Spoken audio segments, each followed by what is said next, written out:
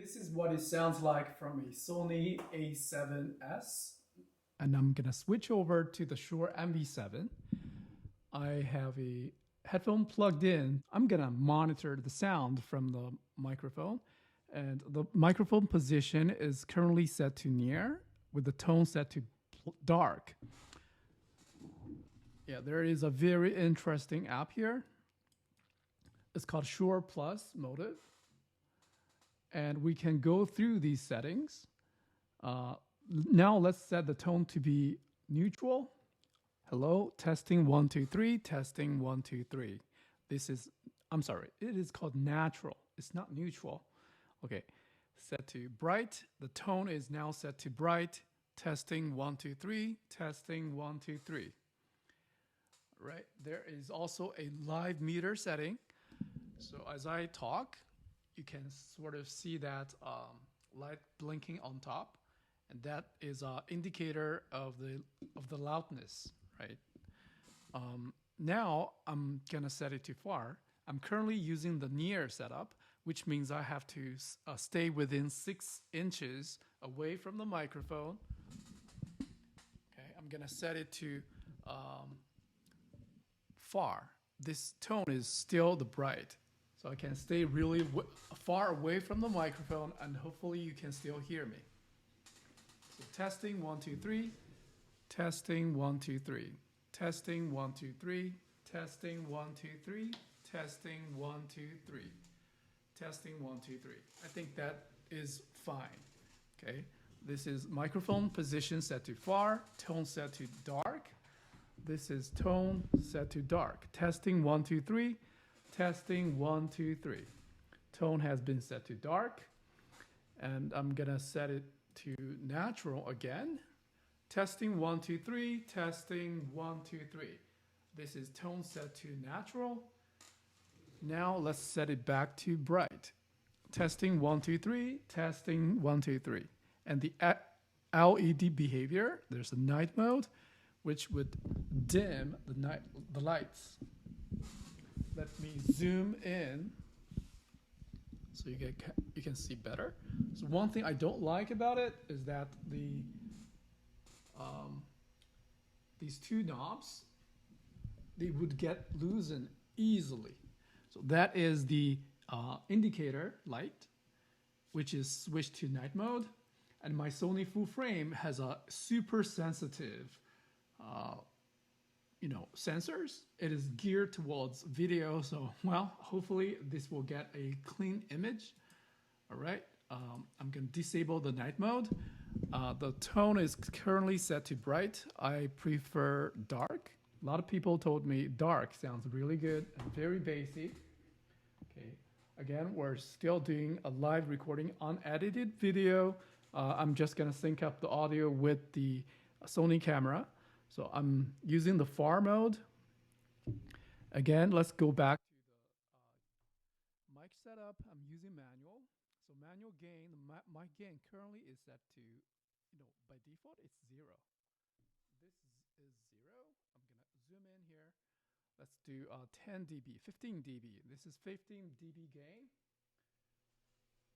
I'm gonna raise it to 24. I can also use my hand to slide this touch screen. You can also change that to toggle between these headphone volumes or the gain levels. Okay, that is a 30 dB gain right there. It's pretty loud, right?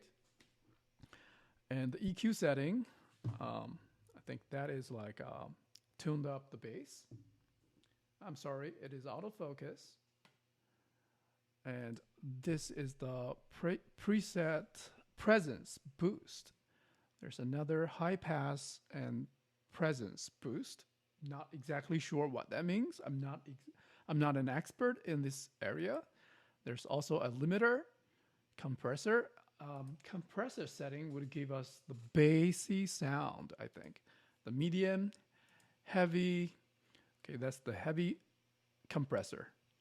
That would like the dark setting equivalent of in the automatic mode, right? Again, we have a live meter and night mode in that manual setup section. Most of the time, I'll just use the automatic mode. I found the automatic auto level works the best. It will automatically change the gain levels. Really depends on how far am I. It's just do this kind of adjustment automatically, and it's natural. Again, near. This is near setting. And the tone is set to dark. This is tone bright. Testing 1, 2, 3 again. This far would I can totally put it here. It's acting like a shotgun mic. The popping sound is not really noticeable.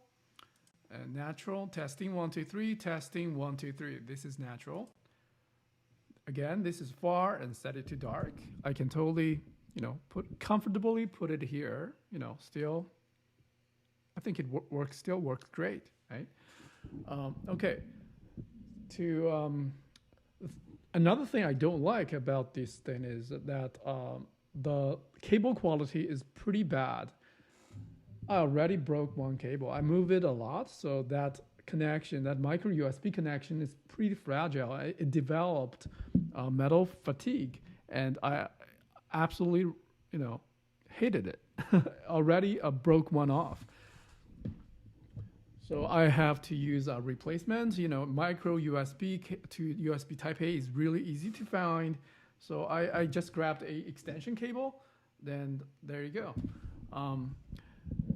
Well, I'm using the arm is from Rode PSA1. It has a super long reach. From the base all the way to the tip of this microphone is like 43 inches. I'm very stable. I can also, you can also put it pretty high, pretty low, right? It's very, very, very stable.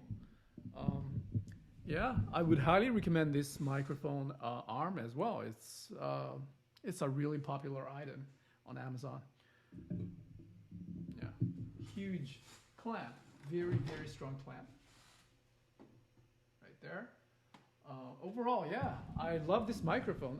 I just wish Shure can improve the microphone cable quality, the USB power cable quality. There's an XLR interface there, but I don't think you should be using it. It's a USB microphone. It will give you such an advantage by just using that Shure Motive app. There's so many options there, right? You can make it fully customizable and without spending the extra money on the audio interface. This is a sweet, sweet microphone. I highly recommend it, okay? Just make sure when you get this new microphone, try to bend these cables back in here and use a tape to wrap it around. Also made another video about it to make sure it doesn't break. And it will easily scratch or bend or put a nick on this bracket because this thing is metal. So make sure you use electric tape to wrap around this area to avoid any scratching if you care about it. Yeah, again, a super nice microphone, highly recommended. Thank you very much for watching. Thank you. Bye.